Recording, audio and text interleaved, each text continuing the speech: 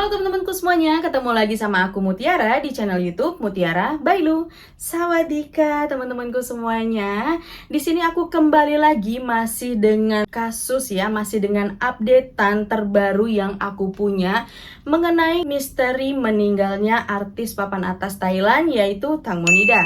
Oke, langsung aja teman-teman, ini dia beberapa updatean yang aku punya berdasarkan dari berita-berita yang tersebar di Bangkok, Thailand langsung. Karena aku sendiri tinggal di Bangkok ya teman-teman, yang dimana lokasi apartemen aku ini sangat berdekatan dengan Sungai Chao Phrayanya itu. Tempat dimana Tang Monida menghembuskan nafas terakhirnya. Kita mulai dengan updatean yang pertama. Setelah hasil autopsi jenazahnya Teng Mo keluar dan ini dia hasilnya. Teman-teman bisa lihat di sini ada beberapa keretakan di tulang tengkorak wajah ya. Ini ada di bagian hidungnya seperti yang ditandain, terus di sini ya deket area pelipisnya. Dan ketika jasadnya Teng Mo ditemukan, itu kita lihat ya dari foto-foto yang tersebar di sosial media, kondisi matanya ini tertutup satu dan yang sebelahnya ini terbelalak atau melotot gitu ya teman-teman. Jadi ternyata kenapa matanya tertutup? Ternyata bola matanya itu sudah tidak ada teman-teman. Jadi sudah hilang ya. Jadi itu kenapa matanya Teng Mo tertutup satu. Dan terdapat juga goresan dan luka lebam, itu kondisinya benar-benar mengenaskan. Warnanya juga udah seperti kebakar gitu ya teman-teman, seperti gosong gitulah yang kita lihat, dan banyak luka lebam di area wajahnya. Dan di sini aku pingin mengilustrasikan lewat animasi ya, kayak semacam filter gitu. Kondisi jenazah Teng Mo saat ditemukan itu seperti ini teman-teman. Dengan lidah menjulur, matanya terbelalak, dan mata sebelahnya ini nutup satu. Tapi ini pastinya lebih serem ya, ini kan versi animasinya. Cuman bedanya, yang aslinya itu banyak lebam dan gosong wajahnya. Oke, selanjutnya di sini ada seorang wanita yang sepertinya dia sedang menarik tali ya teman-teman. Bisa saja tali ini digunakan untuk menyeret Teng Mo, dan setelah Teng Mo tidak bernyawa, dia ingin melepaskan tali tersebut ya, makanya dia seperti menarik-narik talinya itu. Dan kondisi speedboatnya ini pelan banget ya, tuh teman-teman bisa lihat. Karena sangat janggal ya, kenapa di sini dia seperti menarik tali? Ada apa? Dan di sini Gatik telah mengakui bahwa dirinya lah yang menerima tawaran job negatif untuk Teng Mo, karena si Gatik ini tahu bahwa yang booking Teng Mo ini adalah bukan orang sembarangan, yaitu VVIP, very important person di Thailand. Jadi Gatik tidak bisa menolak, dan kabarnya tamu VVIP ini juga sudah mentransfer sejumlah uang yang fantastis, yaitu sampai ratusan juta untuk membooking si Teng Mo. Jadi di sini Teng Mo tidak bisa terima karena merasa dirinya tidak tahu, tidak dikabarin, tiba-tiba dirinya sudah di booking sama si tamu VVIP-nya. Jadi disitulah Teng Mo bertikai dengan si Gatik. Dan bisa kita lihat juga di sini si Gatik ini memakai bajunya Teng Mo. Jadi memang seperti itu ya. Karena dia deket banget sama si Teng Mo, apapun benda-benda Teng Mo ini dipakai sama si Gatik ini. Mulai dari mobil, baju, pokoknya semua harta bendanya dipakai. Jadi kayak milik bersama gitu ya. Ditambah dia pun tinggalnya juga satu rumah. Jadi si Gatik mengakui perbuatannya ini karena dia tidak kuat menahan tekanan dari sekitarnya. Akhirnya dia mengakui perbuatannya tersebut. Dan kabar selanjutnya datang dari pengacaranya Teng Mo yang bernama Tum Sitra. Jadi yang namanya artis ya, sebelum dia meninggal pun dia pasti mempunyai pengacara langganan yang biasa dipakai oleh si Teng Mo. Pengacara Tum Sitra ini yang mengurusi kasus kematian Teng Mo bersama kakaknya Teng Mo. Jadi kakaknya Teng Mo ini mensupport pengacaranya Teng Mo untuk ngurusin kasus ini sampai selesai. Berbeda dengan ibunya Teng Mo ya. Ibundanya Teng Mo ini dia memakai pengacara yang lainnya, dan setelah mendapat tawaran akan dibayar sejumlah 30 juta baht, ibundanya memilih untuk memaafkan pelaku tersebut. Jadi pengacara Tum Sitra ini dia sangat update di Facebook mengenai kasus-kasusnya Teng Monida ya. Karena orang Thailand ini teman-teman, umumnya mereka memakai Facebook dan Line untuk sarana komunikasinya mereka. Jadi pengacara Tum Sitra ini menerima pesan atau messenger ya, inbox di Facebooknya dari seseorang pria yang misterius yang dia tidak mau menjelaskan siapa identitasnya pria itu. Dan pria itu bilang, saya kenal dengan salah seorang pria yang ada di kapal itu, bahwa dia adalah pemakai obat-obatan, pemakai narkoba, dan juga peminum. Lalu pengacara Tengmo bertanya kepada pria misterius itu, apakah kamu punya bukti? Dia jawab, tidak. Tapi saya tahu kebiasaannya membuat cewek-cewek mabuk dan memakai obat-obatan.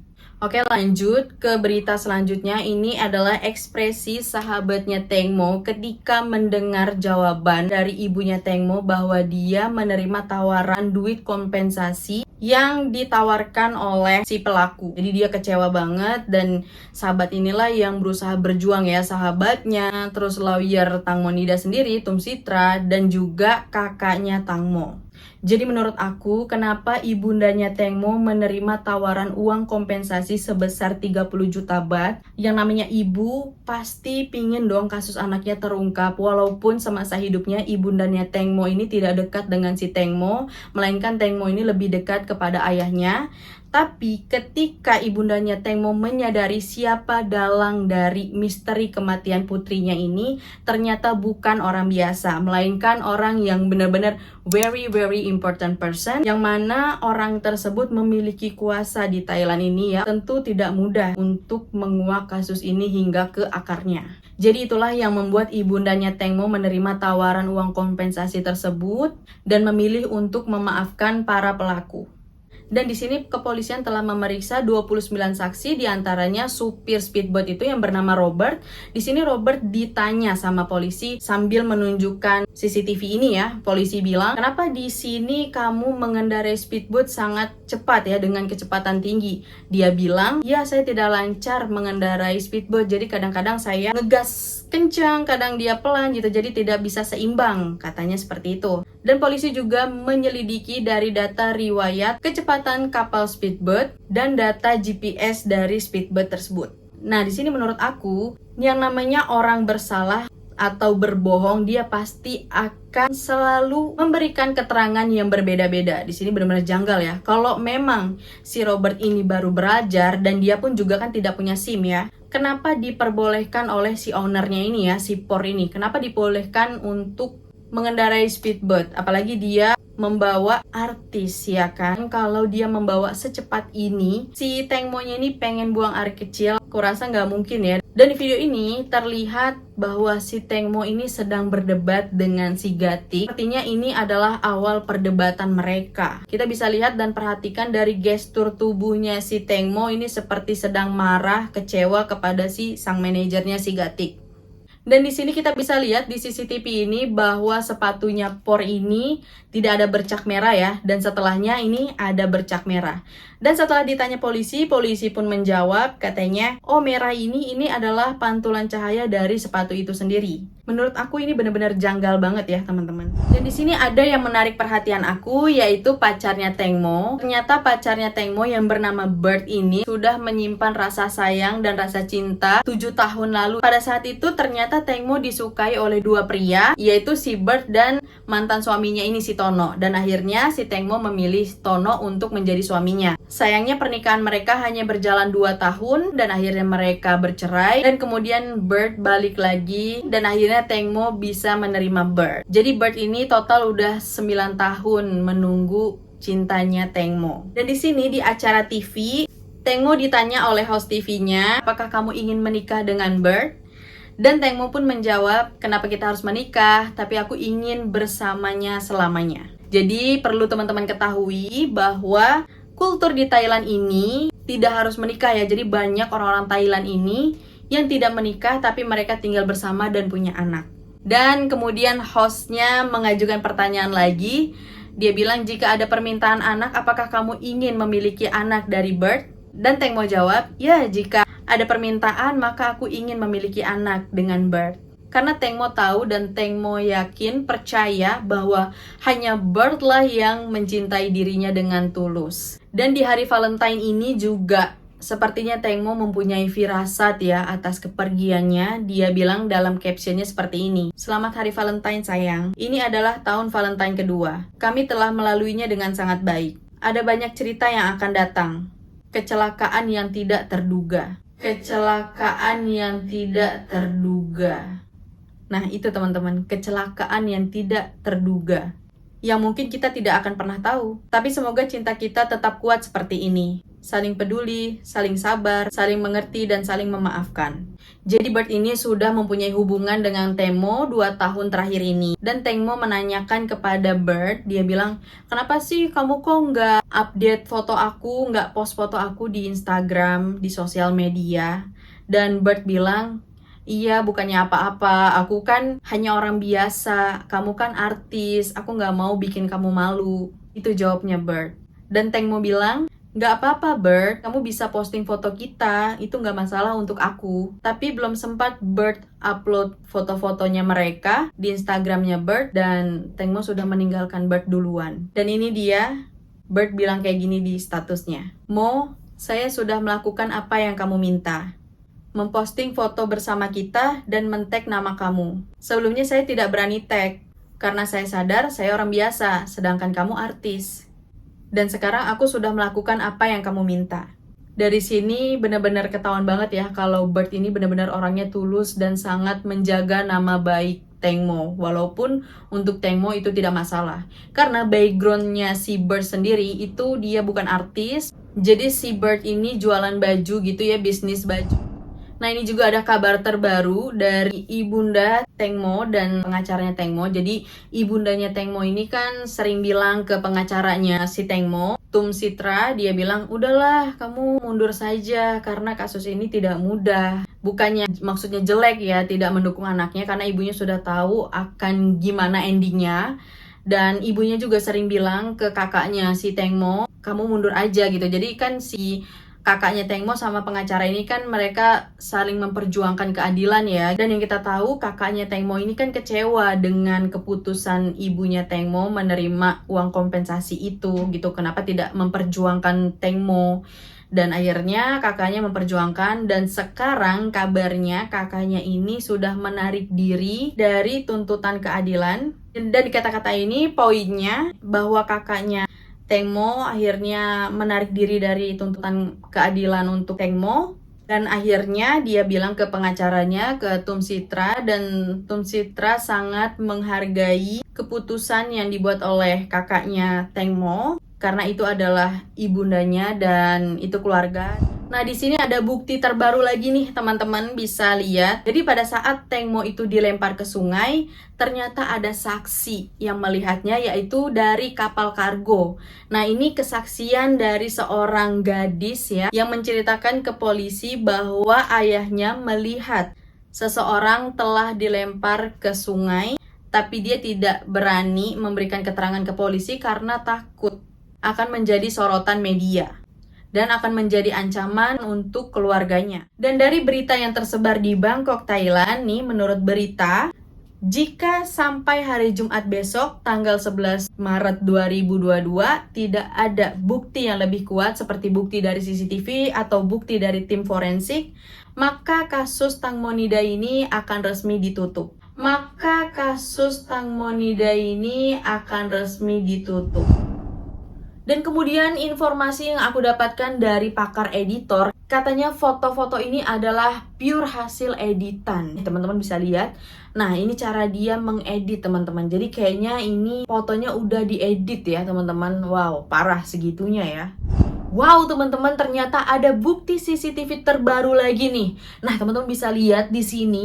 Tertangkap CCTV, ini sepertinya wanita ini adalah Tengmo ya teman-teman, yang sedang dipukul, tuh ketahuan banget, dipukul oleh seorang laki-laki yang duduk di depannya gitu loh. Dan yang aku lihat di sini dia ditarik terus dijambak. Nah, di sini aku melihat dia seperti dipukul ya kepalanya pakai benda keras kayaknya, aku nggak tahu itu apa. Dan setelah itu Tengmo terlihat seperti dijambak atau ditarik rambutnya, dan sehingga dia jatuh ya ke arah depan kapal itu. Nah, kayaknya ini nih teman-teman yang bikin hasil forensiknya itu terlihat bahwa hidungnya Mo ini retak, dan di sininya juga retak ya kan, dan kepalanya juga teman-teman, tulang kepalanya juga retak. Dan teman-teman ada bukti CCTV terbaru lagi nih. Nah, katanya ini yang diduga sipor itu, ini adalah bukti kedekatannya por dengan pihak kepolisian waktu di kantor polisi. Jadi teman-teman, menurut analisa aku pribadi nih ya, aduh sorry banget nih, aku bener-bener emosi banget guys ngikutin berita ini karena aku tuh sharing dari tadi bukti ini, bukti itu, CCTV ini, CCTV itu. Banyak banget kejanggalan tapi polisi Thailand tidak melihatnya. Ya ampun, bener-bener gregetan tau gak sih teman-teman? Entah apa yang polisi Thailand pikirkan ya, padahal ini sudah menjadi berita internasional yang dilihat banyak negara. Tapi polisi Thailand tidak melihat itu ya teman-teman. Oke teman-teman, sekarang aku mau liatin Sungai Chao Phraya-nya itu dari balkoni apartemen aku. Karena di sini aku tinggal di lantai 44, jadi sungainya itu kelihatan banget loh guys dari balkoni apartemen aku. So langsung aja kita lihat Sungai Chao Phraya-nya. Let's go. Ini ya teman-teman view dari balkoni aku. Kalau dari balkoni aku depannya nggak kelihatan sungainya, tapi kalau ke samping itu tuh kelihatan tuh sungainya nih. Aku zoom coba ya.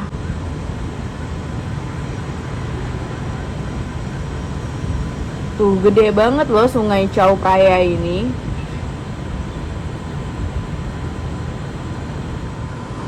Nah sekarang aku mau liatin Sungai Chao Phraya-nya dari 4 gym atau fitness di apartemen aku ya guys. Nah ini begitu keluar langsung lift ya teman-teman.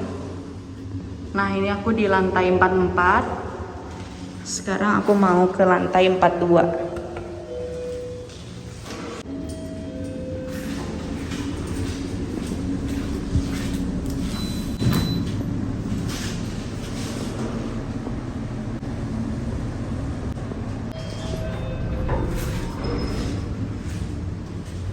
Nah, area gymnya itu sebelah sini teman-teman.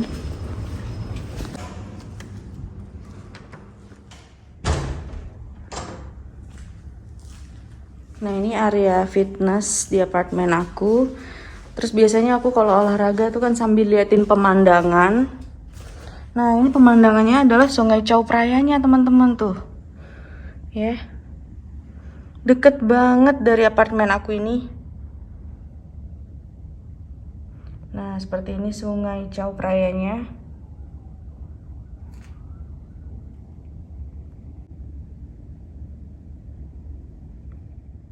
Benar-benar besar banget Sungai Chao Phraya ini karena sungai ini adalah sungai yang membelah Bangkok. Ini kalau kita ambil tegak lurus gini ya, teman-teman, ini jaraknya cuma 2 kilo dari apartemen aku. Karena aku biasanya belanja di supermarket Lotus ini. Tuh. Ini cuma 800 meter untuk ke Lotus. Jadi benar-benar bikin aku teringat terus sih setiap olahraga di sini, keinget sama Tangmonida. Ini menjadi sungai yang sangat misterius banget di Thailand.